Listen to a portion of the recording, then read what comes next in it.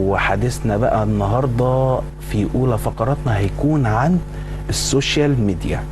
طبعا عشان نتكلم عن السوشيال ميديا ونجوم السوشيال ميديا والحاجات الجميلة اللي بنشوفها في الفترة الأخيرة ومنها اللي ما بتعجبناش وبننتقدها، فعشان طبعا نتكلم في موضوع زي ده هنحتاج بقى ان احنا ندي العيش لخبازه فعلا، وعشان ندي العيش لخبازه لازم هيكون معانا تيك توكرز متميزين جدا جدا وهم منورينا النهارده. معانا ساسو والصياد، اهلا وسهلا بيكم. اهلا بحضرتك. اهلا وسهلا بيكم. اهلا بيك. عرفونا بقى بنفسكم الاول وعرفتوا بعض ازاي؟ تمام، انا اسلام الصياد من المنصوره، 26 سنه، صانع محتوى تيك توكر وفي اليوتيوب. اهلا بيك. انا ساسو ابراهيم، 22 سنه، من المنصوره، صناعه محتوى تيك توكر ويوتيوب برضه. اهلا بيكم. بس ما قلتوش عرفتوا بعض ازاي؟ عرفنا بعض ازاي؟ اللي احنا كنا في حفله كولر من 8 سنين.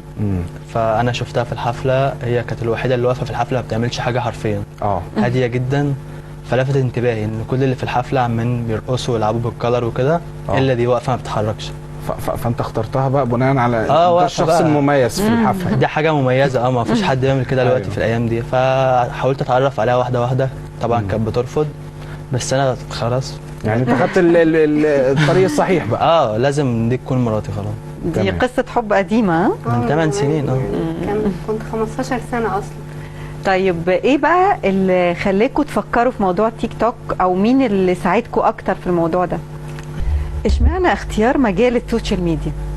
هو جه اللي انا كنت بحب الكوره وعايز اتشير، كان نفسي اكون مشهور من صغري يعني وكده، فما حصلش نصيب ان انا عملت حادثه وكده فبعدت عن الكوره. فانا حاولت ايه الطريق التاني ان هو مثلا يخليني مشهور والناس عارفاني وكده، فهو اتجهت لمجال السوشيال ميديا عن طريق ان اكون موديل تصوير الاول.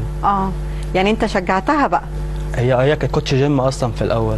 كان نفسي اتشهر بده، بالتمرين والرياضه والحاجات دي كلها، بس برضه ما حصلش نصيب. فقررنا ان احنا السوشيال ميديا نكون محتوى تاني خالص غير اللي كنا عايزينه. بمعنى اصح ربنا اختار لنا الحاجه دي عن اللي احنا كنا عايزينه خالص، واحنا اصلا نفسنا ندخل مجال التمثيل. فشوفنا ان دي حاجه ان هي تساعدنا بعد كده، ان احنا مثلا لو دخلنا مجال التمثيل نكون معروفين احسن ما نكون شخص داخل مش عارف اي حاجه خالص او محدش يعرفه. يعني الجمهور بتاعنا يكون مساعدنا ان احنا نطلع اكتر. تقصدي انكم بداتوا تعملوا ده بنفسكم؟ بداتوا تبنوا نفسكم بنفسكم؟ ايوه، مفيش حد ساعدنا، احنا لوحدنا. طيب سؤال بقى مهم، يعني انتوا الاثنين بسم الله ما شاء الله رياضيين اصلا. يعني كوتش جيم ولاعيب كوره. لاعب كوره. ليه ما فكرتوش تعملوا محتوى رياضي بحت؟ ده انتوا منظومه كامله ما شاء الله. ما هو الظرف اللي حصل له ده منعني اصلا من الكوره، منع ان هو يلعب كوره، فبالنسبه له الحلم ده خلاص وقف. فاحنا شفنا حاجه بديله وفي نفس الوقت مش متعبه بالنسبه جسديا، يعني ان احنا نعمل محتوى كوميدي ترفيهي، اللي هو نعمل حاجه كوميديه الناس كلها تحبها تتفرج عليها تستنانا مثلا. بس فالموضوع جه من هنا بقى، اللي احنا نعمل حاجه كوميديه تفرح الاطفال والكبار كل الفئات. معلش اعذرني ان انا مش متابعه قوي ترند، بس انتوا اخترتوا تكونوا ترند. يعني بنحب حبا للشهره يعني. هو احنا عايزين الناس عارفانا دايما. لان دي حاجه بتفرحنا طبعا لما تكون الناس كلها عارفانا ونمشي في الشارع والناس تقابلنا تتصور معانا وتقول احنا متابعينكم بنحبكم. رغم كل الانتقادات اللي بتتوجه سواء ليكوا او للترندات على السوشيال ميديا، هو عامة مفيش حد ناجح على السوشيال ميديا ما عندوش انتقادات، لازم يكون في انتقاد، مفيش حد بينجح من غير انتقاد.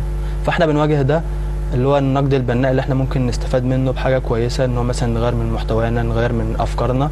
وفي النقد اللي هو العادي اللي هو الناس مثلا بتشتم وخلاص، فاحنا مش بنشغل بالنا بالناس اللي زي دي، ما عادي. يعني انت شايف ان ده نجاح؟ ده وجهة نظرك في النجاح اني ابقى ترند؟ ما هو انا مش ترند بمزاجي، انا بعمل حاجه والترند بيجي لوحده، انا مش ببقى محضر لده، لان لو حضرت لده هبقى فيك، والحاجه الفيك ما بتظهرش، ما بتنتشرش على السوشيال ميديا بمعنى اصح.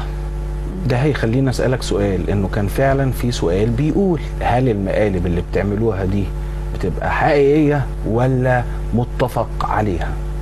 لا حقيقيه، لازم تكون حقيقيه طبعا. تكون فيك اصلا، لان احنا بنتابعنا كل الفئات، فاكيد الناس اللي بتشوفنا دي اكيد هتفهم وهيبان قوي. لو انا بعمل حاجه فيك هتبقى باينه مش طبيعيه، الناس مش هتحبها، مش هتتقبلها، مش هتستناها.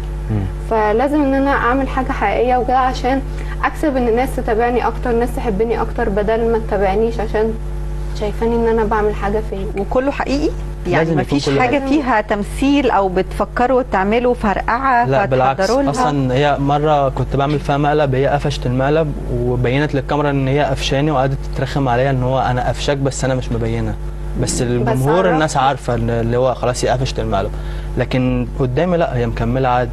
اصل لازم يكون الرياكشن الاولاني، يعني اول رياكشن او اول طبع تاخد لازم يكون بجد، ما ينفعش يكون فيك، عشان هو عنصر المفاجاه هو ده اللي بيعمل الترند زي ما انت بتقولي. لكن لو هي عارفه ان ده هيكون فيك عادي ممكن ما تبقاش. طب ايه اللي انتوا شايفينه؟ يعني هل السوشيال ميديا قوت علاقتكم ولا ممكن تكون هزتها او اثرت فيها بحاجه سلبيه؟ لا هي قربتنا من بعض اكتر، بحيث ان كل شغلنا مع بعض، دماغنا بقت واحده في التفكير في الشغل لان شغلنا واحد. اثرت في حاجات ان مثلا لو في اكيد بتبقى في شويه مقالب غيرة. قويه. احنا عاوزين نتكلم عن الغيرة. يعني انا مستني، انا خدت بالي ان انت يعني تقصد غيره من بعض ولا هو رديتي بيغير بالنيابه عليها؟ ايه؟ تقصد غيره لا من من بعض معجبين، ولا لا، هو من يغير معجبين عليها بقى. شويه؟ معجبين. اصل انا بعمل مقلب فيها هي أو تغيير برضه مثلاً يعني. آه الناس طبعاً. هو يجيبهم ويعمل لما اجي اعمل فيها مقلب بجيب بنات معانا في المقلب، فازاي بقى ان انا اعمل مبسوط انت أيوة، اسلام فكرة بموضوع فيديو البنات ده إزاي بقى غالبا هنكلم يعني. البنات؟ البنات بقى بنكلمها اكيد برايفت. لا ازاي تكلم بنات؟ منها هي. اه طبعا. ما هو ده طبيعه ما هي دي التاتش. الحته اللي احنا بنتكلم فيها، بتتعاملوا معاها ازاي بقى؟ لا ده بيحصل كوارث طبعا، اللي هو مثلا بتضايق في وفجأة. في الموقف ذات نفسه في المقلب آه. بتعمل كوارث، ممكن تكسر اي حاجه، تضرب، تنهار بقى. لكن لما بتعرف ان هو مقلب في الاخر بتهدى شويه، بيكون في شويه زعل بس وخلاص بتهدى مش خلاص هيحصل بقى. كده إن هو تاني ومش تعمل كده بضحك تاني. عليها وبعمل طب انا